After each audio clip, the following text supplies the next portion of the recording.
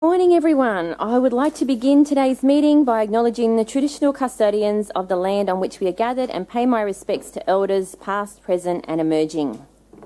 Welcome to the City Planning, Economic Development and Environment Committee meeting of the 27th of November 2024, and I declare the meeting open at 9 a.m.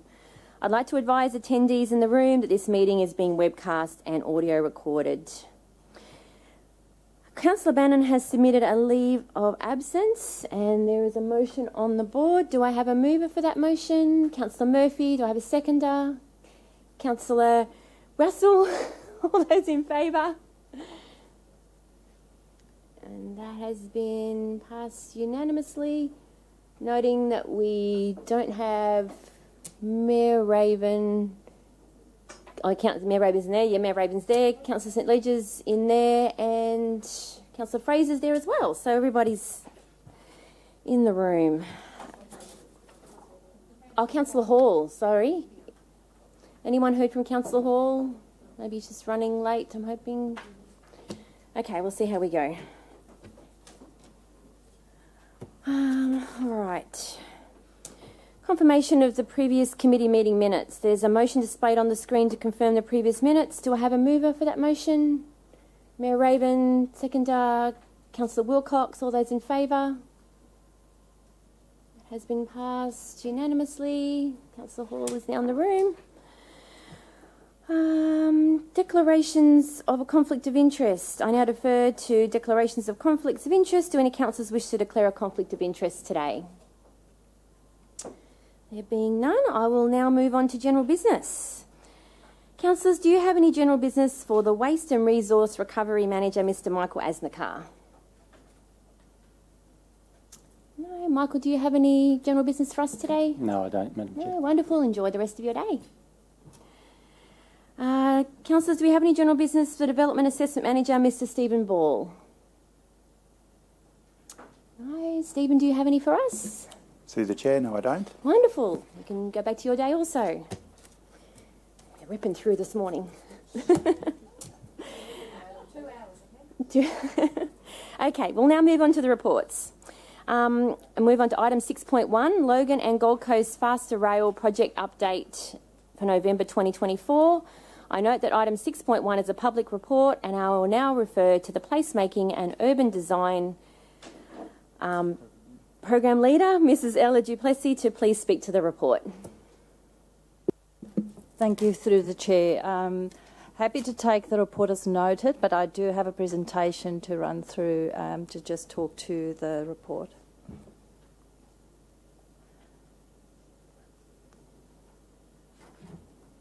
Thank you, councillors. The purpose of this report is to provide an update on the Logan and Gold Coast Faster Rail project, inclusive of 3 packages: the Logan Faster Rail package, the open level crossings removal, Logan Lee Station relocations, and then also some precinct planning work that has been done around the stations.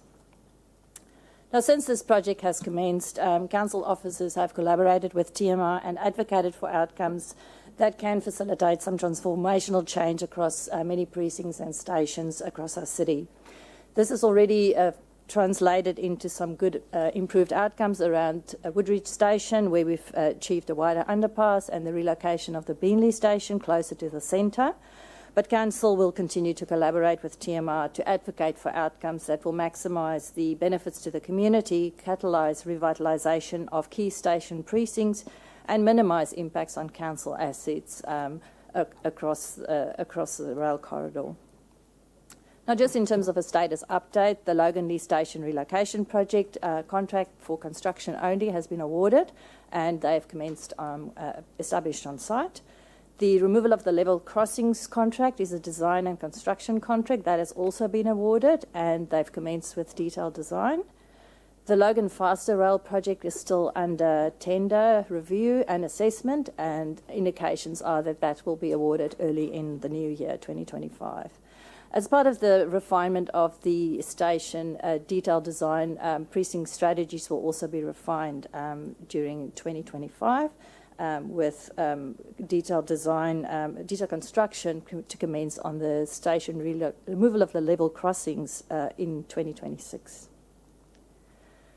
Now, in terms of Council's engagement, we've established a project control group to coordinate Council's input and provide response to issues raised by TMR, and also to provide more information on this project.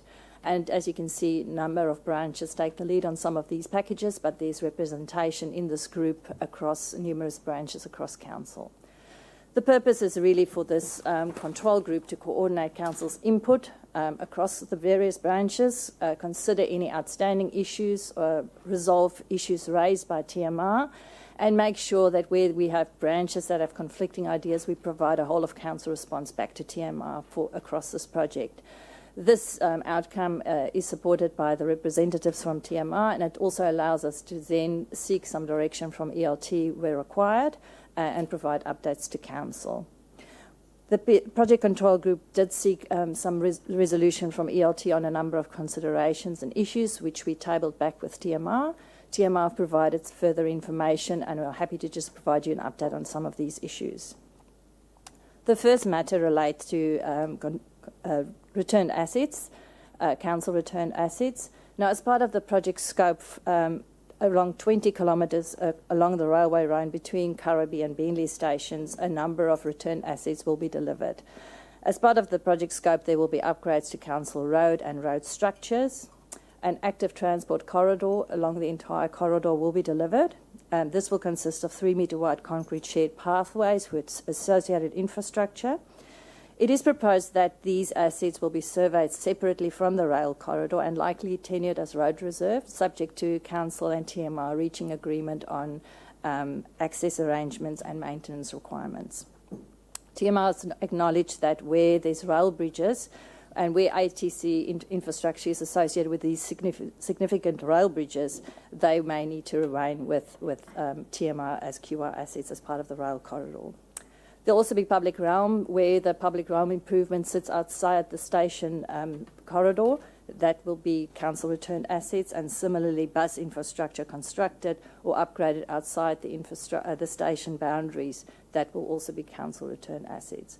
Because of the significant magnitude of some of these assets, it's very important for Council to continue to participate in the detailed design review of these returned assets to make sure that it aligns with our standards and levels of service.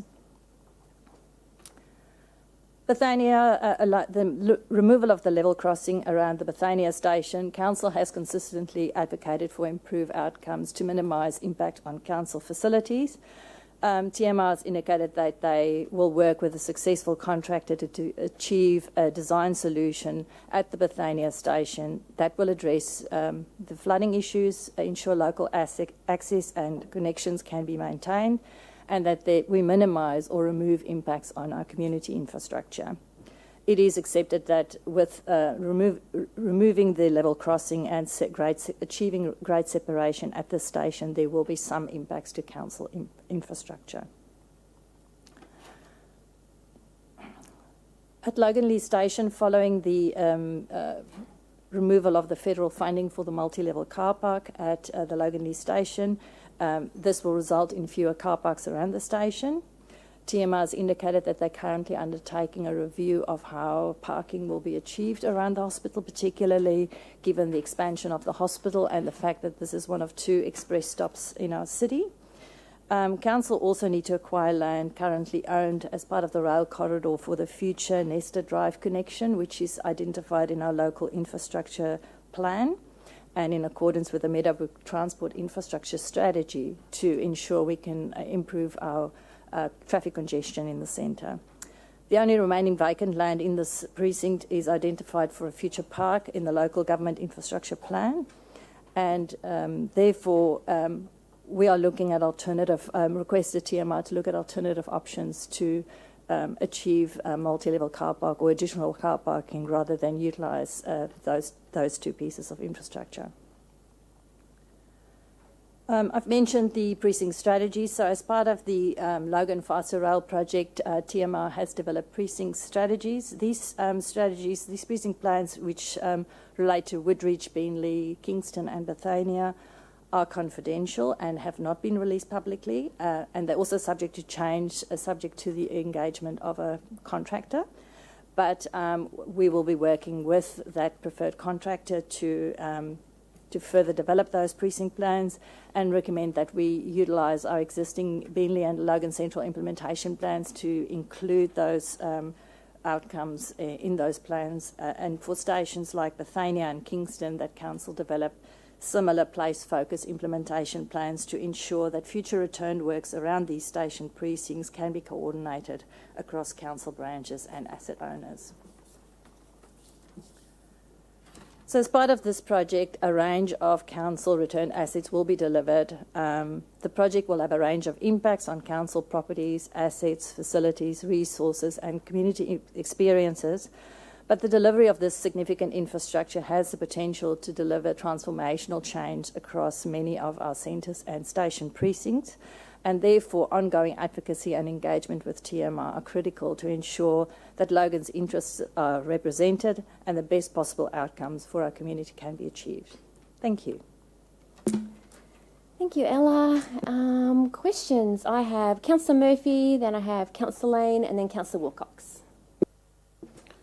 Thank you, through the Chair. Thank you, Ella, for the presentation. And I do note that TMR did meet with myself and go through this. I just wanted to be noted on the public record that there is already the start of early acquisitions with properties with inside Beenleigh, and that has started to get noted through the media. There's also applications for demolishments of property, so if the public are seeing that, that will start to happen shortly, so those demolishment orders are going through. I only have one other question, and that is with the parking at Beenleigh as well. That's been affected by federal funding as well, is that correct? At this stage, as part of the base case for the Beenleigh station, the multi-level car park is still included as part of the base scope, but that tender is subject to government, state government reviews. So once we have a preferred contract and a final design is when we will know. We are advocating for retaining that multi-level car park at the Beenleigh station for sure. That's excellent, because obviously it's the city centre and there's a tight and refined area for that parking, and it's going to be double-sided for the train station. I thank you for your work in keeping us up to date. I know that there's a confidential booklet. Are we allowed to have a copy of that? Obviously noting that it is confidential.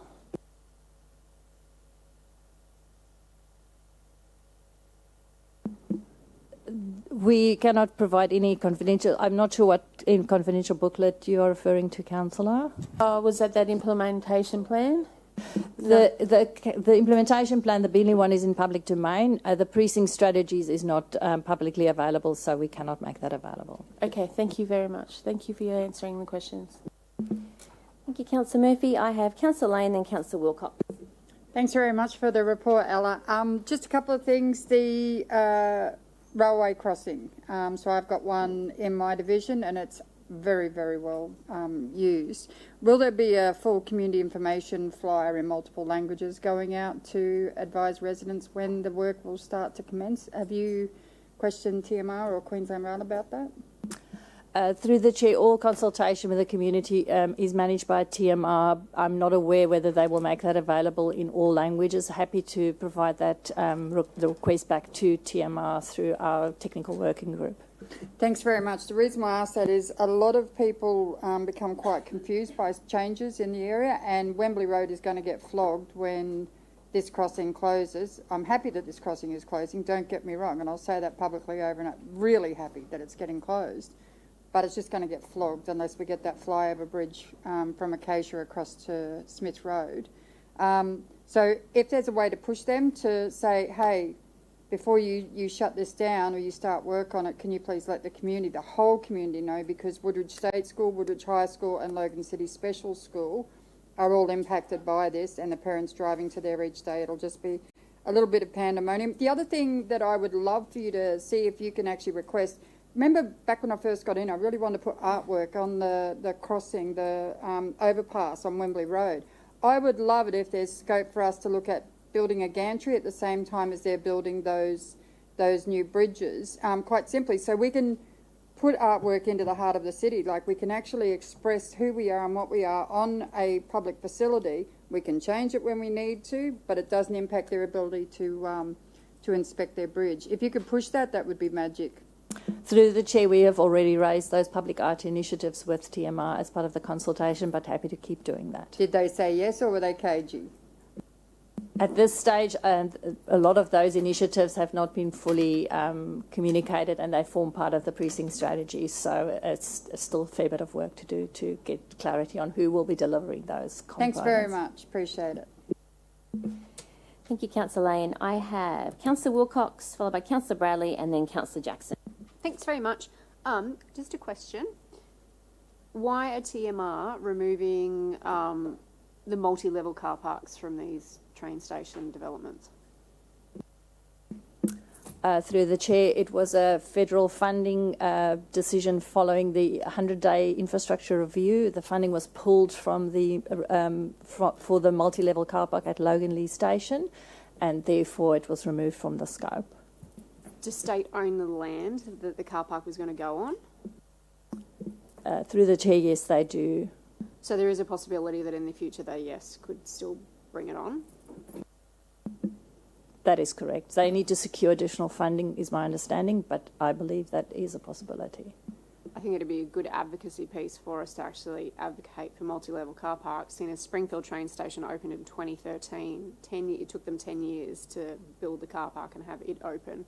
Logan Lee train station's been there a hell of a lot longer than Springfield, and I'm pretty sure when I go and catch the train, I actually go, where's a good car park? Where do I need to go to? So my go-tos are Springfield or Runcorn, depending on which way I need to travel. So I think it's still a good advocacy piece that we need to have to make sure that the multi-level car parks are coming. Thank you, Councillor Wilcox. I have Councillor Bradley. Thank you, through the Chair. I'm just a side question, Ella, and I hope you don't mind me asking this, or whether I ask it in GB, but I'm going to try now. And it's awesome that you have been involved in this project and the detail, etc. I'm just curious if you've been involved with the Springwood Busway at all, and that project and getting a better outcome for our community, multi-storey car parking, etc. Through the Chair, yes, we had limited involvement in some of the discussions. It has not been as collaborative, I would suggest, as it has been with the Faster Rail project, but there hasn't been a lot of information provided back to our program. But from our program's perspective, we're keen to advocate for those improved outcomes around the Springwood bus station, making sure parking is achieved, and where we had opportunities to provide feedback, we did provide those feedback to TMR on the busway to make sure they consider how parking is achieved around those key bus stations. Yeah, sorry, like I said, that was a side question. Thank you, Councillor Bradley. Councillor Jackson. Excellent, thank you. I reckon it's got the record for acronyms in a report. And the only one I couldn't figure out was PCG, which I got out of that presentation, so thank you for that. On the OLCRs, are they pedestrian only being changed over, or is this blocking off cars as well?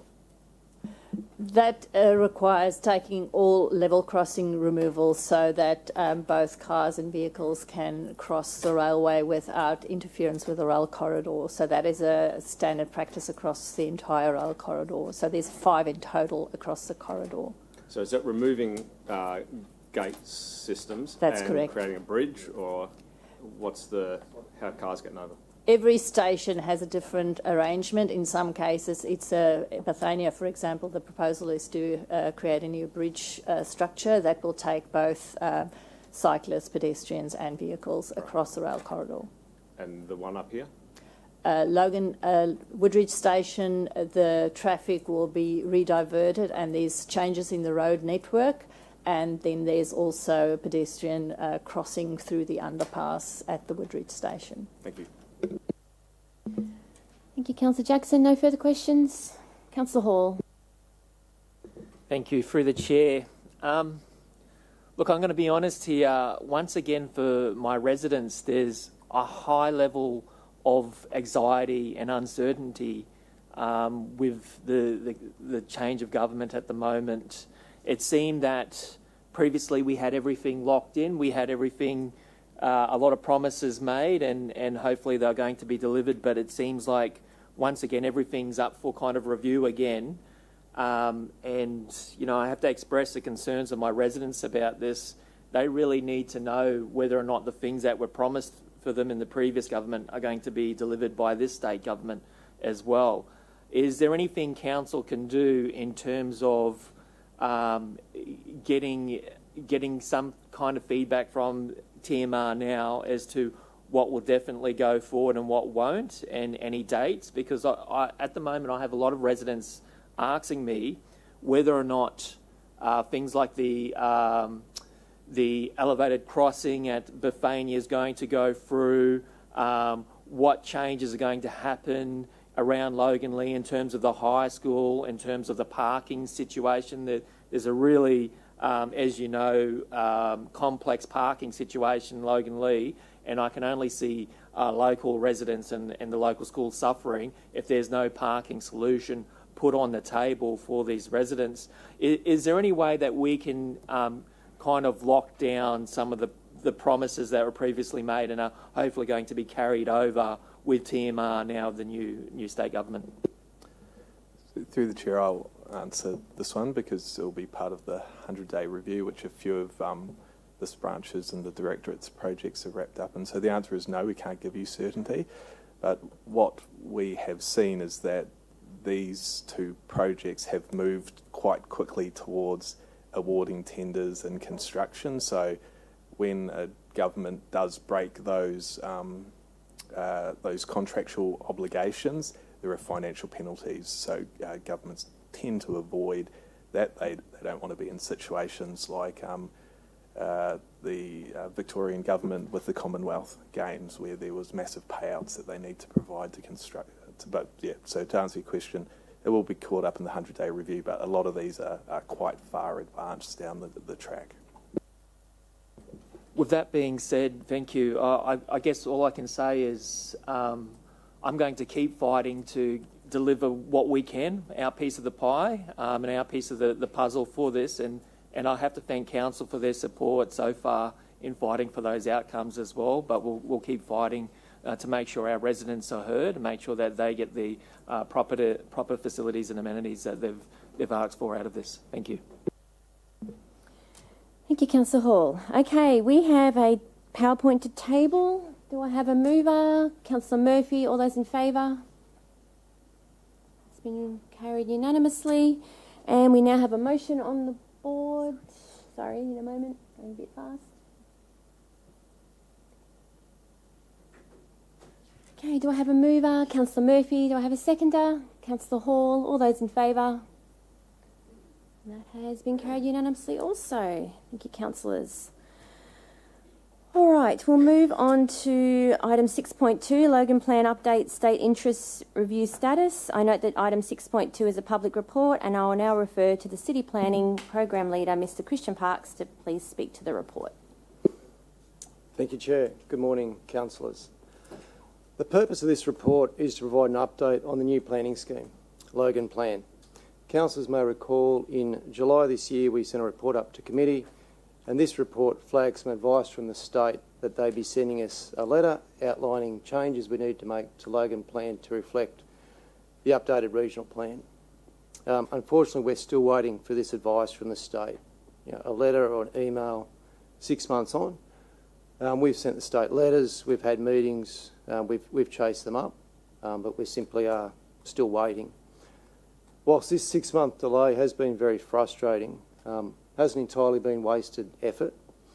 At an officer level, we've been able to resolve a lot of the drafting concerns the state raised. About 12 months ago, they sent us a letter with 134 issues in it, so we've got that down under about 20 now. So we have been chipping away at that in the background. The report that's in front of you this morning talks in a little bit of detail about 6 policy matters that have come up in that last 12 months. I won't speak to them in any detail as they are summarised in the agenda on pages 17 to 20, but happy to take any questions at the end if you have any. The report also describes some changes to the planning regulations that occurred in August this year. This is in relation to the decriminalisation of sex work in Queensland. So these changes are actually in place. As I said, they occurred in August. So it's not for us as council to agree to those changes, but we will need to reflect those changes in Logan Plan. One change to be aware of is that sex work activities can now occur within a shop. So, in terms of Logan Plan itself, and given the continued delays from the state and the change of government, one of the recommendations of this report is that the Mayor write to the new Minister, making the Minister aware of these delays and urging them to prioritise Logan's new planning scheme. Lastly, and in terms of next steps, in the interest of trying to complete public consultation for Logan Plan in 2025, next year, we need to roll the dice a little bit. Rather than waiting for the state to come back and tick off all of those items, we're proposing to come back to you in March or April next year with an updated version of Logan Plan so that we can send it to the state and try and seek their approval for consultation. So that's our plan, to try and keep the project on track to complete public consultation next year. Thank you. Happy to take questions.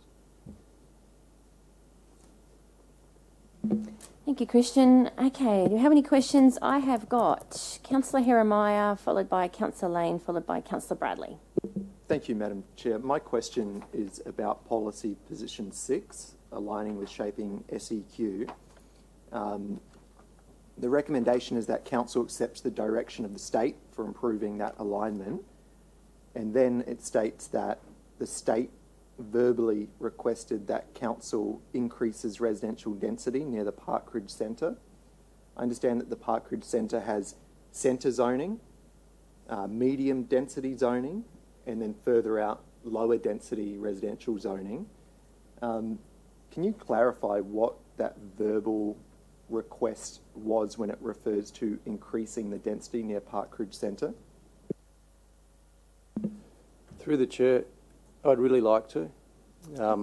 In one of the conversations we had with the state, and we're trying to get information what would be in this alignment letter, they were the 3 items. It was literally a verbal conversation. So unfortunately, I can't give you any more clarity than what's there. The update I can give is I had a conversation with the state last week, and in relation to what could possibly be in this letter. And in that conversation, Parkridge wasn't mentioned. They referred simply to terrace housing. So I'm hoping that we'll get something from them this week, but we've been told that in the past. So at this stage, that's the only update I can provide. Thank you. And that verbal advice regarding increasing residential density near Parkridge Centre was from an officer level at the state? That's correct. Okay. I wonder if they're referring to the south side, on the southern section of Parkridge Road, where it's still emerging community zoning, instead of that nearby residential zoning that has already been deemed by council. Maybe they're referring to increasing residential density in the emerging community zone, which is still near the Parkridge Centre. I'm not sure, and because of that lack of clarity, I can't support such a vague statement that affects so many people in Division 8. But thank you for your work on this. Thank you.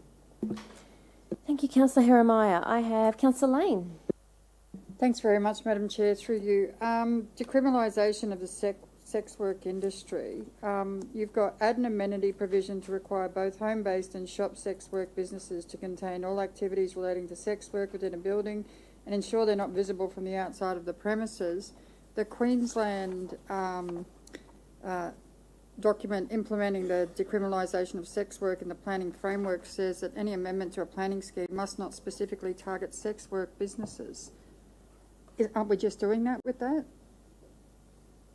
I'm just worried that we might be falling foul of something by saying you must have a specific amenity, you must not show people copulating, you must not do this, you must not do that, specifically for sex workers.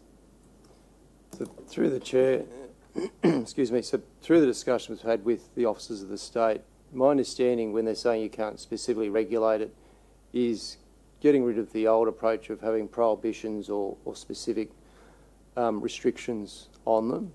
So what they've attempted to do and what they have done is they've amended the definition of a shop. So when you go to the legislation now, it's got a definition of what a shop is. So it could be a bottle shop, could be a hair salon, and it actually now specifically says sex work activities.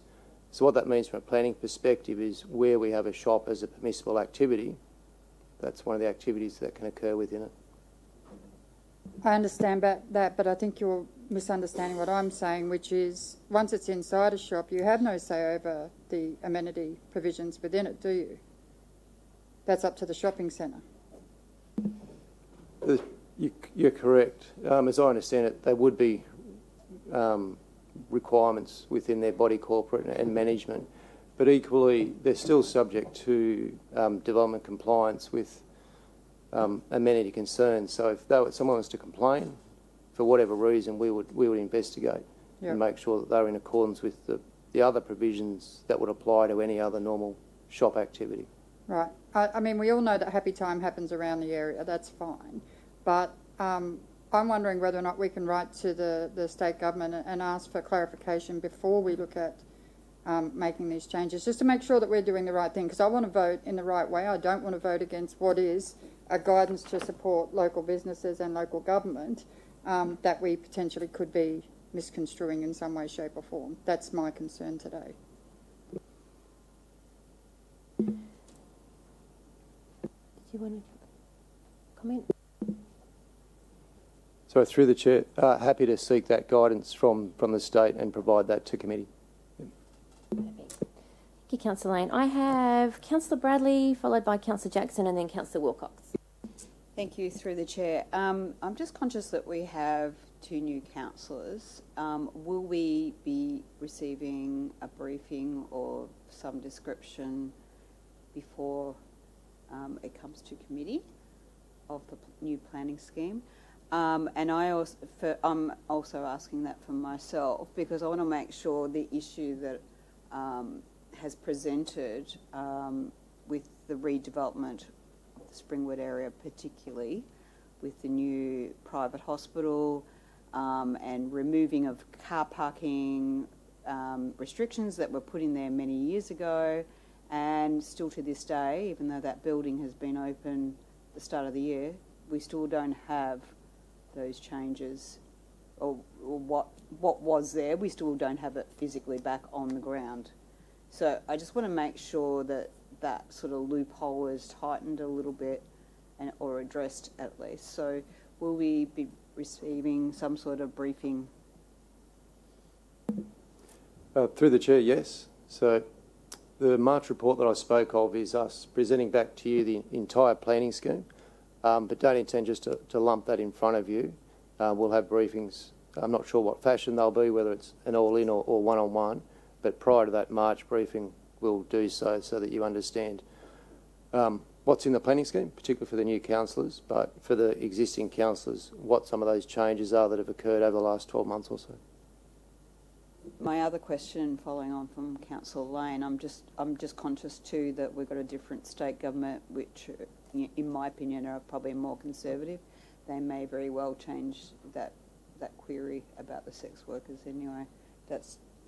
Is it your possible thought as well? I have no idea. Those changes are in place at the moment, so the new government would actually have to change legislation back or otherwise. Thank you, Councillor Bradley. I have Councillor Jackson. Thank you, through the Chair. On the sex work industry businesses' locations, do we not have restrictions on where adult industry can be placed in proximity to other things like schools and childcare centres? Through the Chair, we're used to, and that's one of the key changes. So it is, in simple terms, as I understand it, it opens it up to wherever a shop can occur within Logan City. Is that true?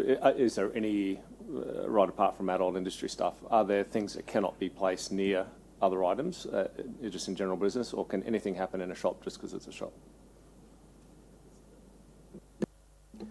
So through the Chair, we do have separation distances, so there was an issue a couple of years ago with a methadone clinic, which we were able to define and create separation distances for. However, that was us regulating us. This is the state regulating us. So it's really, unless the state government wants to throw out these changes, there is no real separation distance between a shop and what could be a childcare. And it's worth noting that this council did provide a submission against the Criminalisation of Sex Working Act and raised all these concerns too. Thank you, Councillor Jackson. And finally, Councillor Wilcox. Thanks very much. Just going back to the shaping SEQ alignment, the verbal advice, with points 1 and 2, were they really only for the growth areas, Chambers Flat and Logan Reserve? Did they pinpoint emerging communities, any other areas? Through the Chair, so this is the increases in density in terms of the high amenity areas and the terrace housing and residential, is that? So they're speaking to the existing developed areas. So these are the areas, as I understand it, where we've got existing shopping centres, existing public transport facilities, rather than the growth areas. Okay, because I was just wondering, like, if they were targeting that into the growth areas, especially like with point 3, increases in residential density in Park Ridge. Well, out in the west, we don't have the infrastructure to support the increased high density areas and that sort of thing. So I'm hoping that it's been targeted where there already is the infrastructure, and they're not actually saying, hey, we want it in the growth areas, the emerging communities, where we simply don't have the infrastructure to support it. Yeah, agreed. In the conversation I've had, that's the understanding I've had each time, that it is in those existing areas where those facilities are there to support it. Thank you, Councillor Wilcox. Any further questions? No. We have a motion on the board. Do I have a mover? Mayor Raven. Do I have a seconder? Councillor Hall. All those in favour? Has been passed with the exception of Councillor Jeremiah. How do you vote? Against. Thank you. Oh, and Councillor Lane. Thanks very much, Madam Chair. I'll abstain just because I'm unsure whether or not we've got the boxes ticked here. Thank you. Yes, thank you. Thank you, Christian. Okay. We now move on to 6.3, continuation of e-mobility operations. I note that item 6.3 is a public report, and I will now refer to the Economic Development Program Leader, Mr. Tate Ryan, to please speak to the report. Thank you. Through the Chair, in late 2021, EDNCP facilitated a trial operating agreement with Beam Mobility to operate in Logan. Consequently, Beam established their Meadowbrook warehouse and maintenance facility in 2022, employing 26 staff. In late 2022, the e-mobility trial was extended to include a new operator, Hillbiz, who had intentions to establish their headquarters in Underwood. However, this did not proceed due to financial and supply chain pressures faced by the operator. Data provided by Beam indicates positive uptake by the community for the service, and that the vehicles are used as a last mile solution to connect to other modes of transport that would normally require a car. The majority of users start and end their journey in Logan Central, parts of Woodridge, and the vicinity around Springwood Mall and Kingston Railway Station. A number of complaints were received in the first 6 months of operation, primarily related to parking. No complaints regarding e-scooters have been made directly to Council since late 2022. Directly. Council received notice that, recently Council received notice that Beam would stop operations in Logan, and all Beam e-scooters would be removed by Friday, November the 22nd. The choice of e-mobility services offers cost-effective and convenient ways to improve movement, connection, access and livability in Logan. They can also help to reduce traffic congestions. This report recommends to ensure the community can continue to access e-mobility transport options and services that Council move forward with an RFQ process to secure a new operator to deliver e-mobility services in Logan on a trial basis. During the trial period, the Transport Services Directorate will undertake a study and develop an appropriate management framework for ongoing e-mobility operations, subject to receiving an establishment fee and/or budget allocation to do such work.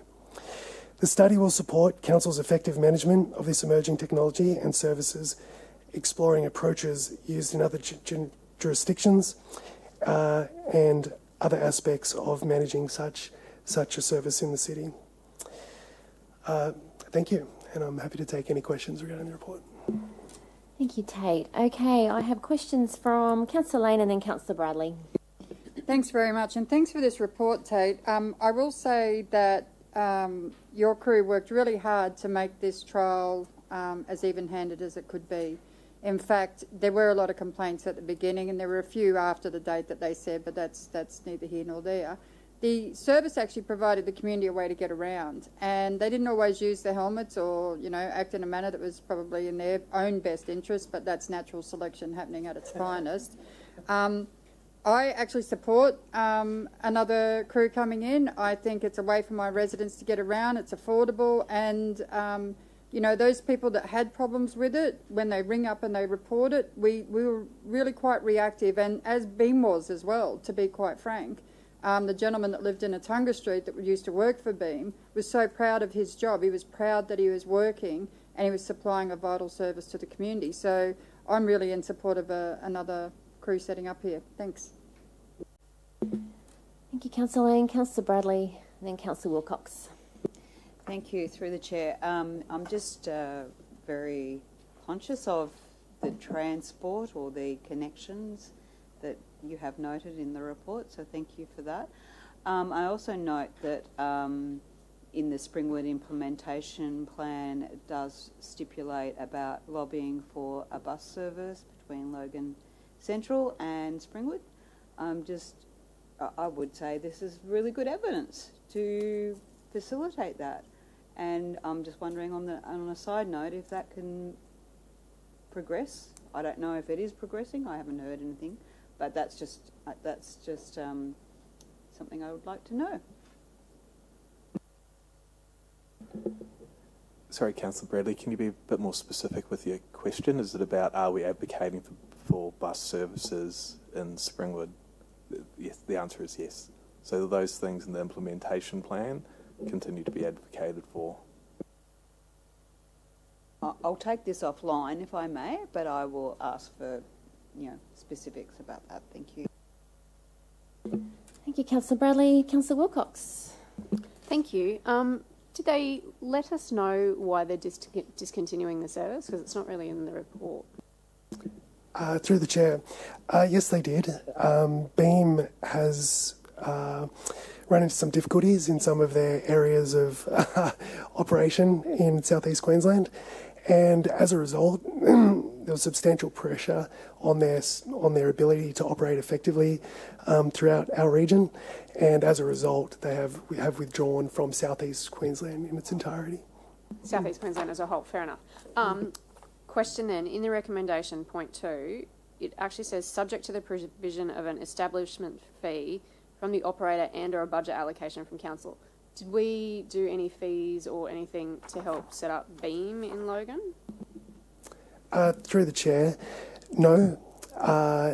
With our ambition to do this work for a framework for ongoing operations, it is our desire to request financial contribution to cover some of that cost of that work. So we'll be seeking some cost recovery through any negotiated agreement moving forward. Okay, so it's not actually to set up another operator within Logan, it's more council funds to actually help you go out into market to find someone? Is that right? No, through the chair, it would be for the operator to operate in Logan as part of a proposal to help cover cost recovery services. So an operator potentially would contribute funds to help cover some of the costs incurred by doing such work. Do we know how much those fees are worth? Because obviously with Beam coming in, we didn't have to pay a cent. They came and actually, they sought us, and I'm sure there's other companies out there that we could go, hey, do you want to set up in Logan? I'm all for them setting up, but I'm not for us spending money to actually help set them up. Yes, there will be no direct financial support that we would provide an operator to set up, but assisting us to make sure that we have really good frameworks in place. It is not uncommon for cost recovery agreements to be put in place. Through the chair, just to clarify that, so Beam didn't pay anything to council, they just operated for free. We intend to charge any new operator a fee. We're roughly thinking around $50,000. That's for 12 months. That fee would then be used for roads and infrastructure planning, to do the planning and create a strategy for e-mobility within the city, so we know where they should park, where they should operate, how many companies is suitable for a city the size of Logan, and how many scooters. So the operators will actually fund that piece of work. Thank you, Councillor Wilcox. Any further questions? Councillor Hall. Thank you. Look, I know the e-scooters have been something which have been contentious when they arrived. I know some residents were very upset with seeing the scooters on footpaths and parked inappropriately in places and whatnot. I believe there's also a flip side on that. I've seen many students travelling from Logan Lee train station to the Griffith University, and I'm wondering now what transport avenues are going to be available for them if they don't have cars, or if there's no bus connectivity at the time where they need to go. Yeah, they'll walk. It's a fair walk.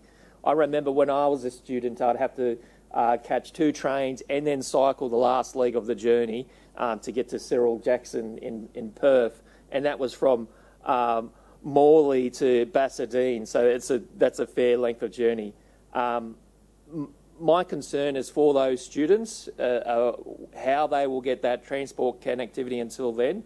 So we all talk about doing it tough at the moment. Students have always done it tough. To study full time is very hard. Financially, and quite often a lot of students don't have access to vehicles.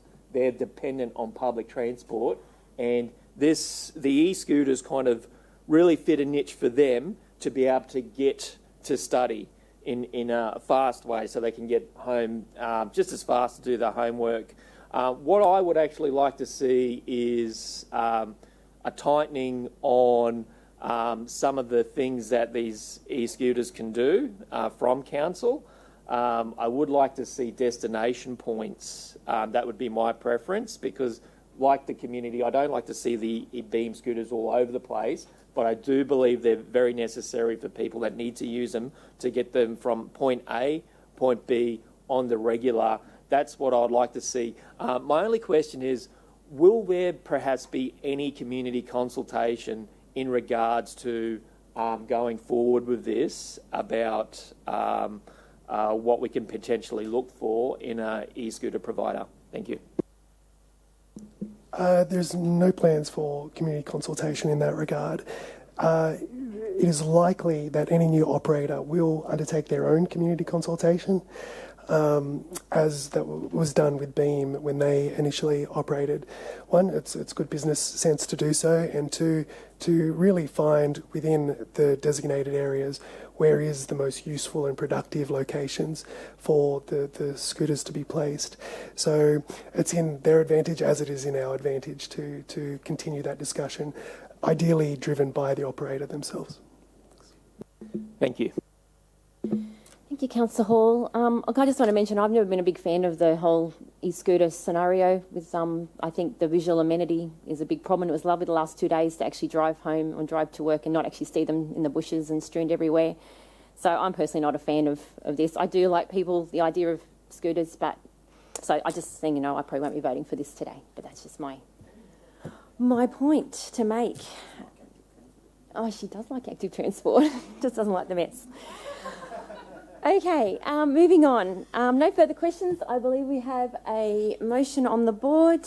Do I have a mover? Councillor Lane. Do I have a seconder? Councillor Hall. All those in favour? Okay, if we can just go around the room. Mayor Raven, how do you vote? For. Councillor Bradley? Against. Councillor Lane? For. Councillor Russell? For. Councillor St Ledger? For. Councillor Jackson? For. Councillor Hall? For. Councillor Fraser? For. Councillor Jeremiah? For. Councillor Wilcox? Abstain with a reason. I am not okay with point 2. I don't think there's enough information with establishment fees and charges in there. Thanks. Okay, thank you. And Councillor Murphy? For. And I'm against. All right, so that's 6.3. Okay, thank you, Tate. Does anyone have any general business for the Economic Development and City Planning Manager, Mr Dave Radich? Councillor Lane. Actually, it's for Tate. Tate, there's wonderful proposals bandied about in the community often, and some of them are good generators for the local area. And I just want to say thanks very much for your work in the background, working on things particularly around my area. It's greatly appreciated, and I'd love an update. Thank you. Not here. Thank you. Okay, thank you. On notice. We'll come and have a chat. Thank you, Councillor Lane. Dave, do you have any general business for us? Through the chair, no, I do not. Wonderful. Have a good afternoon.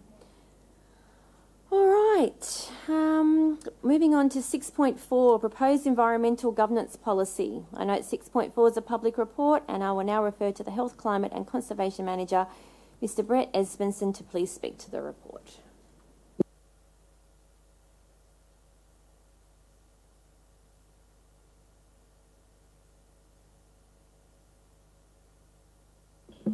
Morning, councillors. Through the chair, this is the Environmental Governance Policy Report. I just want to start off with a slight procedural matter. So the Environmental Governance Policy is being brought before council for endorsement in the backdrop of a wider corporate review of policies. So in November 2023, ELT adopted the Corporate Documents Governance Policy, with the primary purpose being to place improved governance around how the organisation manages key corporate documents. As part of the reform, management directives had their name changed to operational policies in a bid to clarify their role in the policy hierarchy. However, during the initial 12 months in operation, it's been determined to revert operational policies back to management directives. So this will be changing from an operational policy back to a management directive, but the content will stay the same. So the policy before you today is considered to be an operational one and will be administratively amended to a management directive template in due course.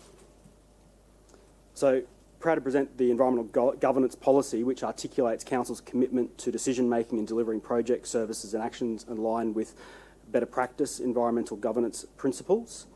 It supports the sustainability policy and framework adopted by Council in 2019, and it also responds to recommendations of a sustainability governance audit undertaken in 2022. The policy provides a set of practical, relevant, achievable commitments in relation to the environmental sustainability for the organisation, and it sends a message to our community that will continue to strengthen our position as a diverse green city while managing the impacts of our rapidly growing city.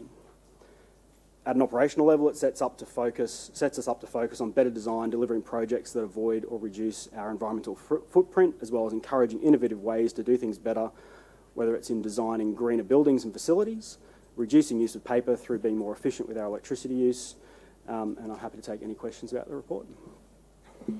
Okay, questions. We have Councillor Lane. Thanks very much, Madam Chair. Thanks very much for the report. It was an okay read, that's for sure.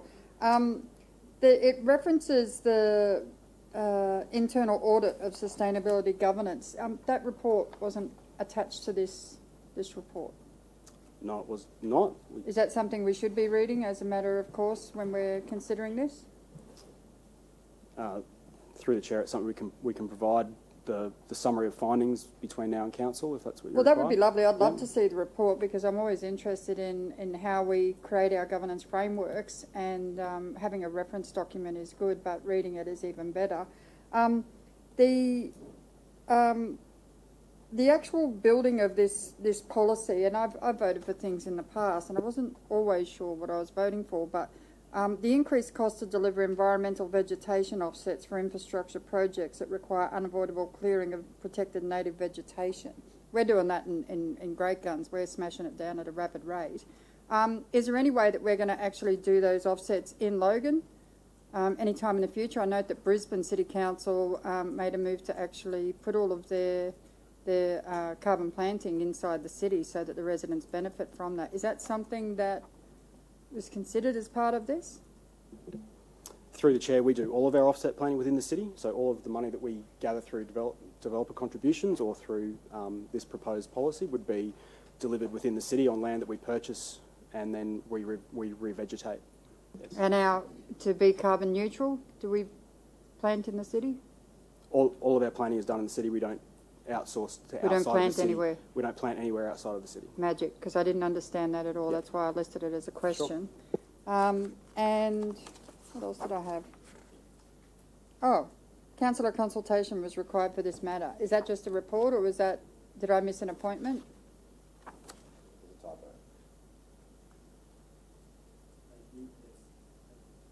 Oh, so it was not required for this? Not required. Okay, I just thought if I've missed an appointment, I'm really sorry. Thank you. Thank you, Councillor Lane. Did you want to speak to that? Okay, all right, perfect. I have Councillor Bradley and then Councillor Jackson, followed by Councillor Jeremiah. Thank you, through the chair. With the environmental offsets, is it possible that that could be street trees in our city? Generally, financially, it's a lot more expensive to do street trees, so the offsets would be more in the large-scale plantings. I suppose the reason why I'm asking that question is, you know, if we're going to aspire to something wonderful for our city, as per our report yesterday, you know, and we want to increase our green credentials, I would have thought street trees everywhere would have been part of that. That's just my thought bubble. Yeah, through the chair, absolutely, we would support, street trees, and your parks have a program for street trees, but funding it from offsets would mean we wouldn't be able to deliver the same amount of trees. But there is Personally, alternative I don't funding have an issue available. with that, but anyway, I'm just putting it out there. Thank you, Councillor Bradley. I have Councillor Jackson. Thank you. Just on that planting of trees within the city, are there ways that people can contribute to that? I know of one conscientious arborist company that donate to an organisation that plants trees. For every tree that they are part of removing, just as part of their business model, they donate to a tree planting somewhere to offset. Quite apart from anything that needs to happen by requirement of council for the property owner. Is there opportunity for a business like that to be able to contribute within Logan to tree planting within Logan rather than sending it overseas? Through the chair, we have a variety of programs to revegetate the city. So the environmental offsets is one of those, and we planted over 50,000 trees last year on land that we've purchased, but there's also the provision of free native trees to residents, and our Land for Wildlife and other landholder programs that support tree planting on people's private properties as well. Yep, sorry, I understood that. But about donating to that, if someone wanted to donate dollars to tree planting as a part of their love for greening up our city, can they do it? Council can, I believe, accept voluntary donations, and we can deliver trees on that. It's just the administration of that may be cost more than the outcome. We're not set up as a certified offset provider. That would need to go through a broker. Yeah, thank you, Councillor Jackson, and I have Councillor Jeremiah. Thank you, Madam Chair. I have some questions about this document.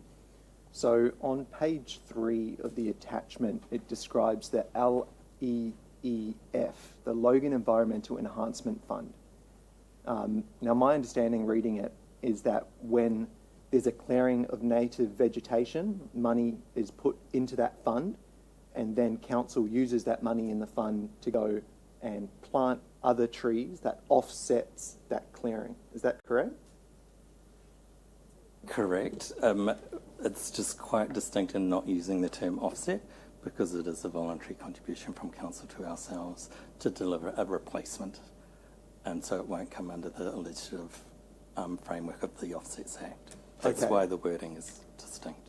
And that distinction is important because there's other offsets, like when a developer goes and cuts down some trees in some circumstances, council collects money and offsets those, and that's why we hear about those purchases of large pieces of land in the country area of our city.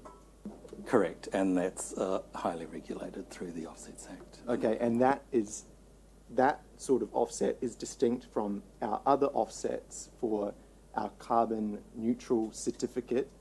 I see on this publicly available document that we spent money on a wind farm in India, and we spent money on a solar panel farm in China. Those offsets are different from the cutting down the trees offsets you've mentioned from a developer. Correct. So there's two different types of offsets, and then there's this internal fund. And they all operate differently with different sources of money. They, financially, yes, they operate differently. The delivery of the tree planting can be combined onto one site to get efficiency through the revegetation works. Okay. On page 2 of the attachment, it mentions that council will include in the procurement process consideration for suppliers that offer initiatives related to environmental protection and sustainability outcomes, and that, quote, significant weighting is to be given to this component of the evaluation. How significant will that weighting be in the procurement process?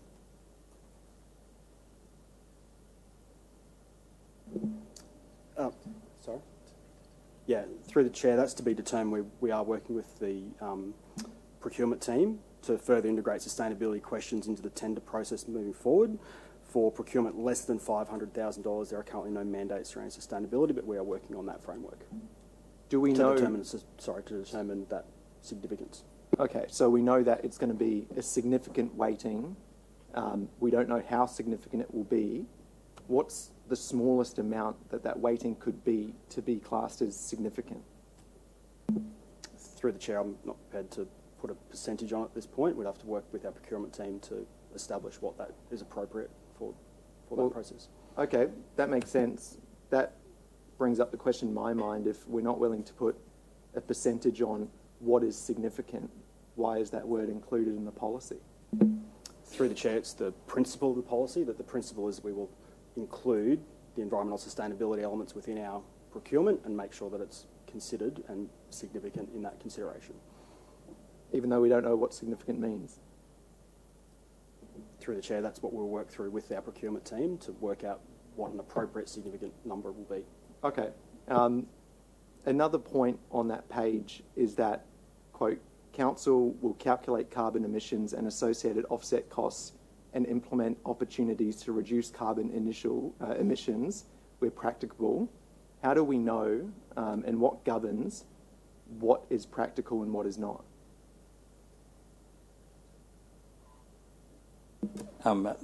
So the next report will answer that question. So there is a carbon reduction action plan which has identified what's practical and what can be achievable within a set timeframe. Thank you for that. I think that if that's the case, the policy should mention that the determination of what's practical and what's not is set out in the action plan. The policy doesn't state that, and there comes a point where there's so much, the policy can be so vague that it doesn't mean a lot, and that's what I get from this policy. I think that from the significant weighting to the determination of what is practical and what's not should be defined further in policy, so when councillors vote on something, we know what the outcome will be. Whereas right now, since that hasn't been defined, I can't support it. But thank you for your work on it. Thank you, Councillor Jeremiah. I have Councillor Bradley. Thank you for allowing me a second chop. I'm just curious, on the page 12 of the report, which is page 67 of 70, it refers to electricity. Will this enable our city to have solar lights in the future, to aspire for something big like that? Through the chair, I think you've moved on to the next report. Oh, sorry. The Carbon Reduction Action Plan. Okay, well, I'll ask that question then. Yeah. Thank you, Councillor My Bradley. apologies. Okay, any further questions? Okay, I believe we have a motion on the board. Do I have a mover? Councillor St Ledger, do I have a seconder? Councillor Hall, all those in favour? That has been carried with the exception of Councillor Lane. How do you vote? I'll abstain. Thank you, Madam Chair. And Councillor Jeremiah? Against. Okay, thank you. Thank you, councillors. Okay, we'll move on to the last report, item 6.5, Carbon Emission Reduction Target and Action Plan 2022 to 2032. I note this is a public report and I will again refer to Brett to speak to this report. Thank you, Chair. So the purpose of this report is for Council to note our action plan to reduce Council's carbon emissions. While the action plan and the minimum 30% reduction target that are mentioned in the report is a requirement of our carbon neutral certification through Climate Active, this action plan actually builds on work that has been ongoing over several years, with our first carbon reduction action plan being endorsed back in 2018. Through that plan, we've reduced our carbon emissions by almost 85,000 tonnes, and our latest action plan aims to make further reductions of 50,000 tonnes by 2032. Additionally, any action we take to reduce our carbon emissions ultimately reduces that need to purchase carbon offsets to retain that carbon neutral certification. It's important to note this action plan would have been developed independent of our climate neutral certification, as Council's corporate planning in 3.6 states we will continue to implement sustainability initiatives, including increased use of renewable energy efficient technology and carbon reduction projects. So in addition to the environmental benefits of lower carbon emissions, there's also cost savings to be realised through actions such as greening our fleet, reducing our electricity use and increasing use of green power and diverting waste from our landfill. I'm happy to take any questions. Thank you, Brett. I have Councillor Bradley and then Councillor Lane. Thank you, through the chair. I do have a burning question, which was stated before. The electricity component, does that stop us as a city aspiring to have solar lighting throughout the whole city to decrease our electricity costs, plus also to be carbon neutral? Through the chair, we have a range of initiatives to replace street lighting, to have solar installations on all of our council facilities, which I believe we've now got all council facilities have a solar installation, replacing our lights with more energy efficient lighting in all of our facilities over time, which will reduce our energy consumption, and just balancing that replacement program against the cost of the life of that asset as well, so that we don't just go and replace assets that don't necessarily need replacing immediately, which will cost us more money. So there's a planned process to have that roll out over time. Okay, I'm probably more interested in yes, our council facilities, buildings, etc., but I'm more interested in the street lighting and making that solar. Through the chair, the Energex are the owners of the asset of street lights specifically, in the majority of cases, and we pay the electricity bill for those assets. I know. Energex is the one leading the program to replace all of those lights with LED, more energy efficient lights, and they have a plan to have all of SEQ replaced with LED lights by 2030. So they are in control of managing that, but we get the benefits of the lower prices. And through the chair, I just say, no, it doesn't stop the renewable energy source. It just will reduce the amount of electricity used, the LEDs. So yeah, Energex will continue on. Yeah. Looking at those renewable sources. It still doesn't answer my question, really, of aspiring for something greater. Sorry, through the chair, could I just clarify? You're asking for solar powering of those individual lights. That's not something we are working through because it's the Energex asset. However, the grid, the national energy grid itself, is becoming more and more green in the percentage of power that's coming through. So they may not be individually solar powered, but I think we're about 30-35% of the grid is currently green powered. So the more of that grid changes, the more that we'll be relying on non-black power for those sources.